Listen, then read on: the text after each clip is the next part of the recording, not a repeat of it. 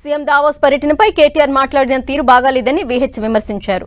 CM Davos పర్యటన తెలంగాణ కోసమే అని తెలిపారు. బీఆర్ఎస్ పార్టీని విమర్శించిన వాళ్లనే పార్టీలో చేర్చుకొని మంత్రి పదవులు ఇచ్చారని ఎద్దేవా చేశారు.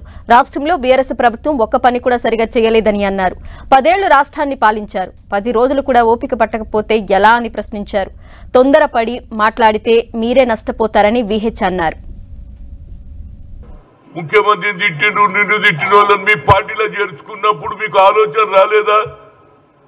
ఆయన పొలిటికల్ గేమ్ కాదు, ప్రజలకు అభివృద్ధి చేయాలనే ఆలోచనలో రేవంత్ రెడ్డి పోతే దిగజారుడు రాజకీయాలు మీరు చేస్తున్నారు. నెల కూడా కాకపోయే అప్పుడే ముఖ్యమంత్రి మీద కామెంటు, ఇక 6 డిక్లరేషన్ కానే కాదు. అరే 4 రోజులు ఆగుర్రా బాబు, 10 ఏళ్లలో మీరేం చేసిర్రు?